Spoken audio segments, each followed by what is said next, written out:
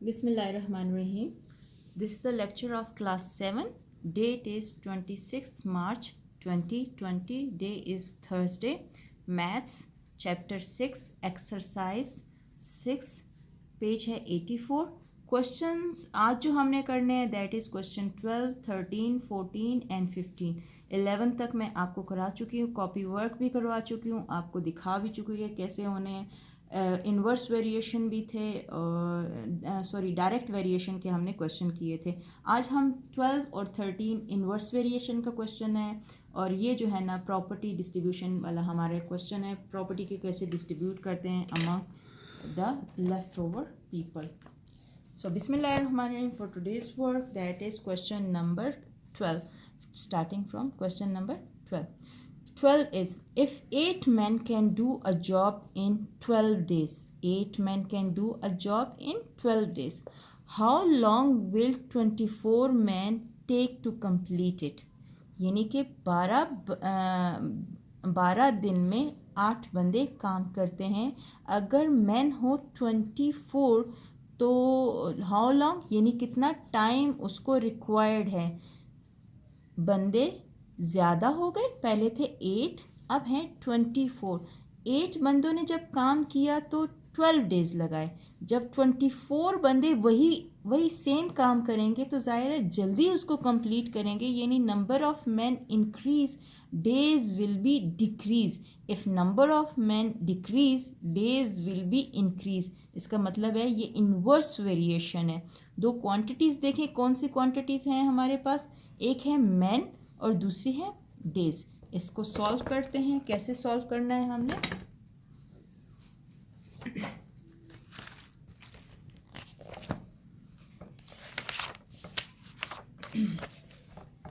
ये है हमारे पास क्वेश्चन नंबर 12 और दो क्वांटिटीज़ हैं. आपको बताया मैन एंड डेज. मैन थे 8, डेज रिक्वायर्ड थे 12. Man now become 24, increase. Then how many days are required to complete the same work? So if the number of men increase, days will be decrease. Put the arrows. Number of men increases, days will be decrease. So it is inverse variation. एक upward है, एक downward है, तो ये inverse जा रहा है. Inverse variation में मैंने आपको लास्ट लेक्चर में बताया था कि टिप ऑफ द एरो देखना ज़रूरी है. डायरेक्ट वेरिएशन में इतना ज़रूरी नहीं है. अब इसकी टिप देखें. इसके साथ नंबर है 8. 8 हमेशा नोमिनेटर में होगा. इसके साथ नंबर है x, x नोमिनेटर में होगा. 8 by 24, look it here, 8 by 24, x by 12, x by 12. बाकी सेम है क्वेश्चन. क्रॉस मल्टीप्लिकेशन, x की वैल्यू हमने फाइंड करनी है. क्रॉस मल्टीप्लिकेशन की है, ये आया. हमने 24 को इस साइड पे ले आए हैं. तो इसके बाद कटिंग की है. 12 1s are 12, 12 2s are, and 2 1s are, and 2 4s are. तो 4 हमारे पास x की वैल्यू आई है. सो 24 men will take 4 days to complete the same work. So it was question number 12. बहुत आसान है. जिस तरह डायरेक्ट वेरिएशन का है सेम वैसे ही है, बस आप एरो लगाएंगे तो आपके लिए बहुत आसानी हो जाएगी. क्वेश्चन नंबर है 13. If 6 men can do a piece of work in 20 days, 6 men हैं और वो एक काम करते हैं 20 days में, उसको वो कंप्लीट करना चाहते हैं. कहते हैं how many extra man should be engage, यानी लगाए जाएं उसमें, उसी काम में, to do the job in 15 days. यानी 6 मैन तो ऑलरेडी वर्किंग हो रही है उस काम पे, और वो 20 days रिक्वायर्ड हो रहे हैं. जब 6 मैन काम करते हैं तो 20 days में वो काम कंप्लीट होगा. लेकिन वो जो भी बंदा है कंस्ट्रक्टर वगैरह, वो कह रहा है कि काम मेरा 15 days में कंप्लीट हो जाए. तो कितने एक्स्ट्रा बंदे वो लगाएगा, यानी कि उसको और मैन पावर चाहिए. 6 मैन से उसका काम 15 days में कंप्लीट नहीं हो रहा. तो हमारे पास दो क्वांटिटीज़ हैं. देखें, एक मैन है और एक नंबर ऑफ डेज़ है. अगर 6 मैन, उसने 15 days का है ना, यानी डेज़ को डिक्रीज़ करना चाह रहा है. अगर डेज़ को डिक्रीज़ करना चाह रहा है तो मैन पावर को उसको इंक्रीज़ करना पड़ेगा. यानी कि more man will take the less days of less number of days to complete the same job. It is inverse variation. Days हमारे पास डिक्रीज हो जाएंगे जब हमारे पास एक्स्ट्रा मैन एम्प्लॉय करेंगे. हम चेक कर लेते हैं इसको करना कैसे है. हमने दो क्वांटिटीज़ थी, मैंने आपको बताया, एक मैन और एक हैं डेज. 6 मैन हैं, डेज हैं 20. डेज हमारे पास अब 15 हैं कंप्लीट करना है, तो मैन हमारे पास टोटल कितने हो जाएंगे, क्योंकि एक्स्ट्रा लगाएंगे तो ये वाले ऑलरेडी काम कर रहे हैं और जो एक्स्ट्रा आएंगे तो number will become total number of man. तो इसके बाद हमने देखा कि डेज हमारे पास डिक्रीज़ हो रहे हैं तो number of man will be increase. तो हम एक एरो ऊपर जा रहा है, एक एरो नीचे जा रहा है, तो इन्वर्स वेरिएशन है.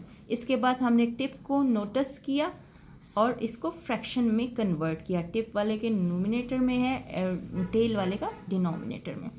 इसको हमने फ्रैक्शन में लिखा, क्रॉस मल्टीप्लिकेशन की, ये आया, यानी x हमारे पास आया 8 कटिंग के करने के बाद, यानी टोटल 8 मैन हम इंगेज करें उस काम के लिए तो हमारे पास वो काम 15 डेज़ में कंप्लीट हो जाएगा.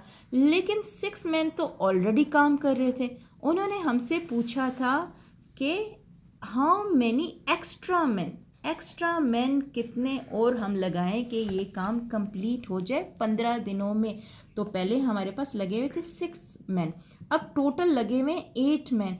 इसका मतलब है इस 8 में वो एक्स्ट्रा मैन भी हैं. चलो जी हम फाइंड कर लेते हैं. We will subtract total working of man with 8, that is total man and already working man.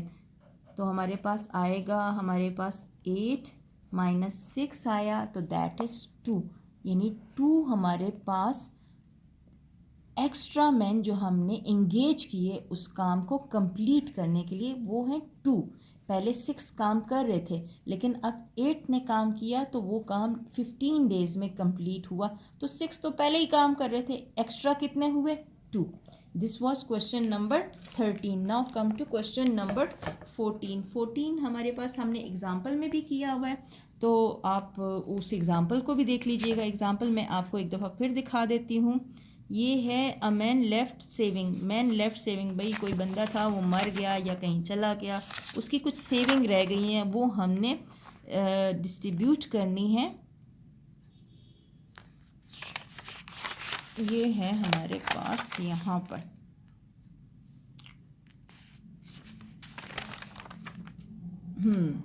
ये पेज नंबर है 82 और एग्जाम्पल है 14. अ मैन लेफ्ट ये इन अ बैंक. उसने बैंक में भी सेविंग होती है, ये हमारे पास उसने छोड़ी थी, उसको हमने डिस्ट्रीब्यूट किया. अब सेम एग्जाम्पल 14 की तरह क्वेश्चन नंबर 14 है. चेक कर लेते हैं ये क्या कह रहा है question. A man left saving of rupees 2,50,000 to his wife, 2 daughters and a son. Find the value of share that each receive. भाई 2,50,000 रुपये उसने छोड़े हैं अपनी वाइफ के लिए, 2 डॉटर्स के लिए, and a son mean 1 son. A son 1 son. We have to find the share of each person. तो चले देखते हैं कैसे फाइंड करते हैं. है आसान सवाल लेकिन आपको बहुत केयरफुली ये करना पड़ेगा. देख लें हमारे पास, हम सबसे पहले मैंने पहले भी क्वेश्चन में बताया था कि वाइफ का जो है ना इस्लामिक रूल के मुताबिक वो 1/8 पार्ट ऑफ टोटल सेविंग जो भी लेफ़्ट ओवर मनी है उसका 1/8 पार्ट होता है. तो टोटल हमारे पास अमाउंट है 2,50,000. वाइफ्स शेयर हमारे पास आ रहा है 1/8 of 2,50,000. This is 31,250 rupees. So what will be the leftover money for the children? Subtract 31,250 rupees from 2,50,000. So we get 21 2,18,750 rupees, 2,18,750 rupees. ये वो अमाउंट है जिसे हमने 2 डॉटर एंड अ सन में डिवाइड करना है। आपको पता है कि हमारे पास इस्लामिक रेशो क्या होती है डॉटर और सन की, 1:2। अगर डॉटर को 1 मिलता है तो सन को 2 मिलेगा, ठीक है। ये 1:2 है। Share of son is 2 and share of daughter is 1।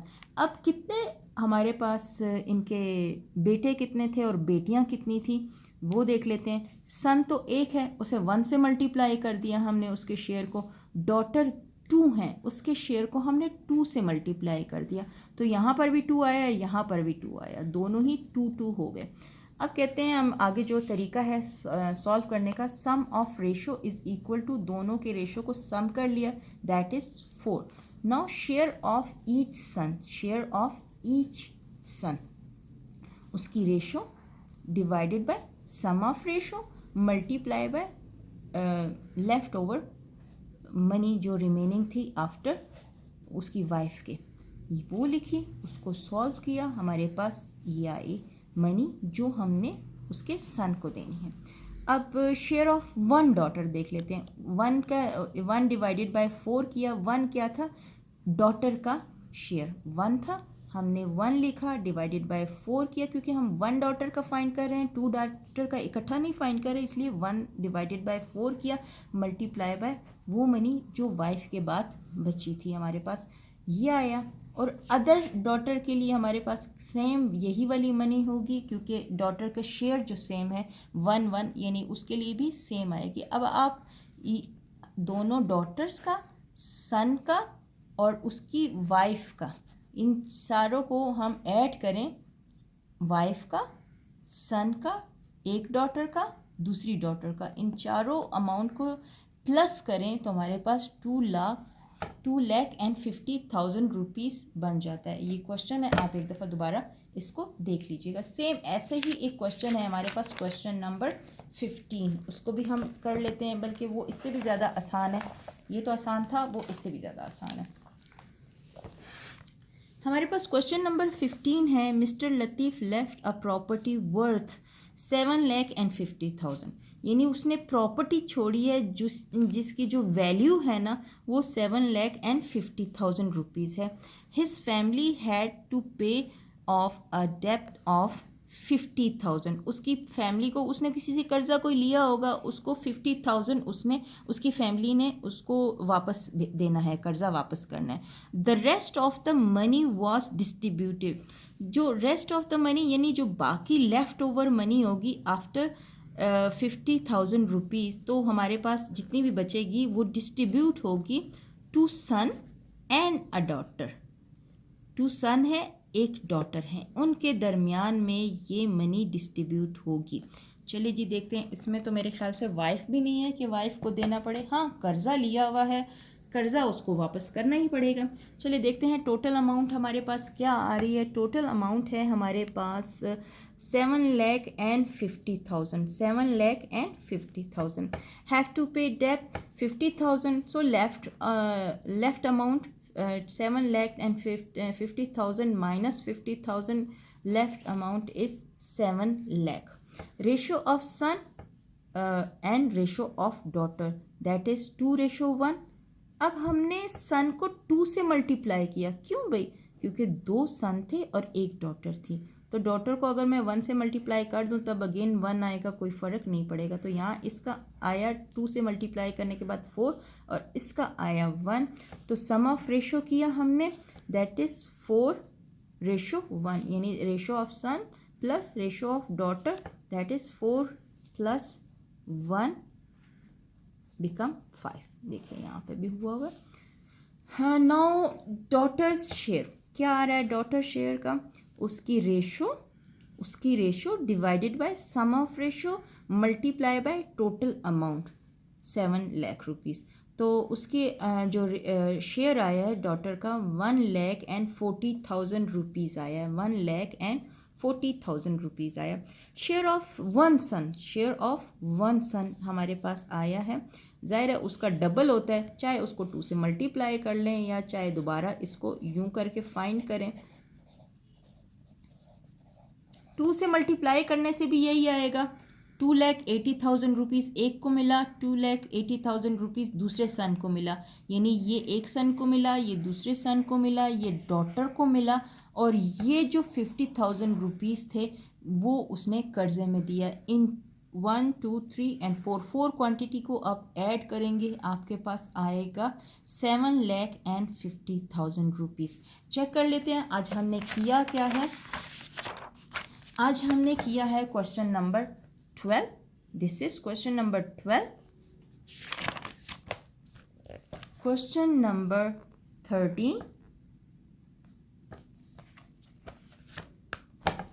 Question number 14,